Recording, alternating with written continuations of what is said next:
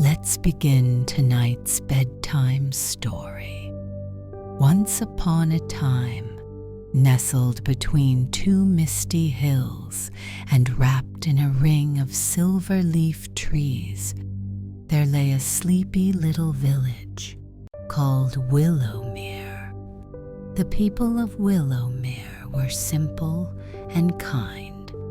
They baked honey bread in stone ovens, wove blankets from sheep's wool, and told stories by candlelight every evening. They believed in sharing what they had, growing what they needed, and never taking more than what the earth could give. But just beyond the hills, past a path that twisted like a ribbon and through a gate that shimmered in and out of sight, there was something strange, something wondrous, something only whispered about in bedtime tales. It was called the Golden Grove. No one knew who had planted the trees there. They grew in a perfect circle, their trunks pale like pearl, and their leaves shimmered gold in every season. In the center of the grove stood a single tree larger than the rest, and from that tree, once a year, grew a single golden fruit. Not golden colored, real gold, heavy, warm, glowing softly in the moonlight. It was said that whoever picked it would be blessed with endless luck, endless riches, endless happiness. But there was a catch. No one who had taken the fruit ever returned to Willowmere. Not once. Some said they went mad. Others believed the grove took them.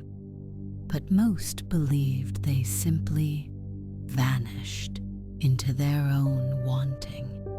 One year, a young man named Thorn came to Willowmere. He was not from the village. He wore dark, shining boots and a cloak stitched with coins from faraway lands. He told tales of cities where stars were trapped in glass and towers touched the sky.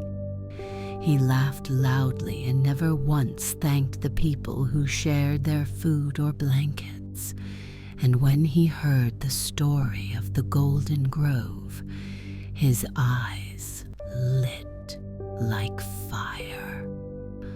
"Why take only what you need?" he scoffed, "when you could have everything?"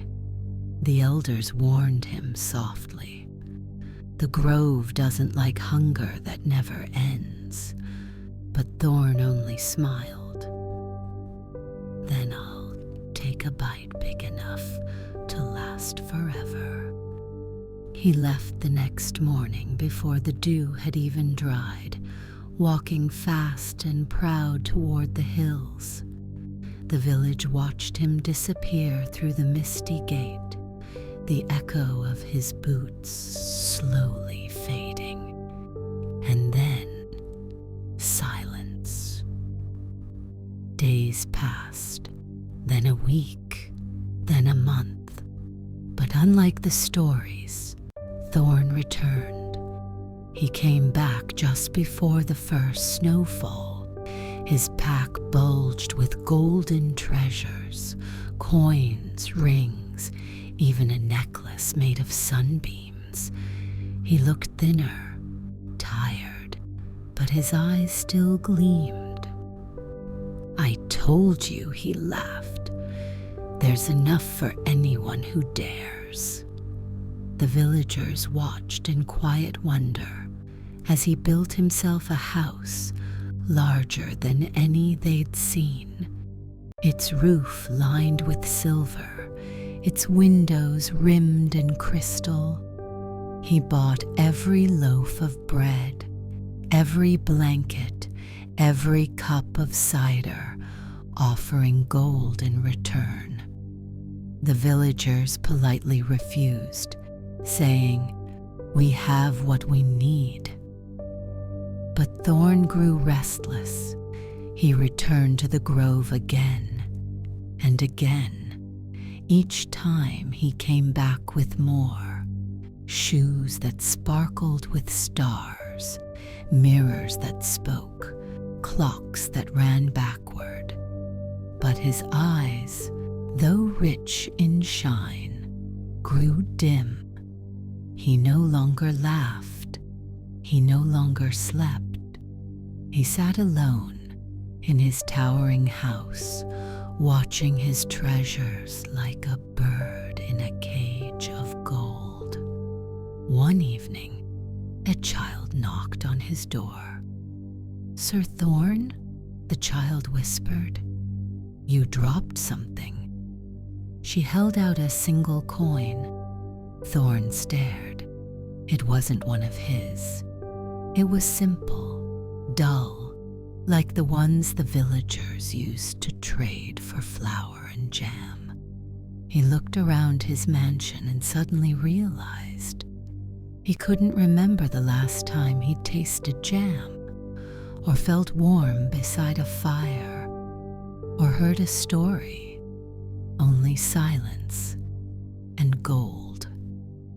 Thorn looked at the coin again, then gently closed the child's fingers around it. "Keep it," he said softly. "It's worth more than I ever knew." The next morning, the villagers found Thorn's house empty. No footprints in the snow, no sound, no gold, just a small wooden sign hanging on the door. It read, "I have enough now."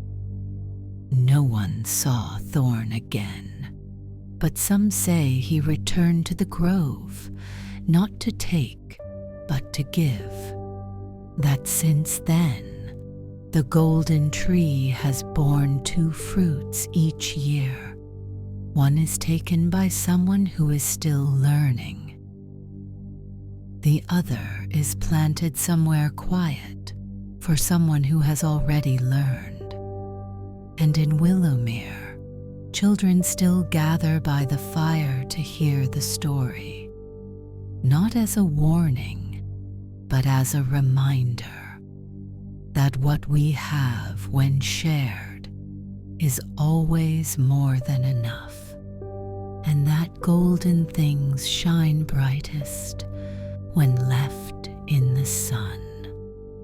We hope this story wrapped you in comfort and helped you drift gently into rest. If you're still awake, that's okay too. Just keep breathing slowly and let your thoughts wander like falling feathers. Sleep will come soon. From all of us, good night and sweet dreams. Thank you for listening to our story.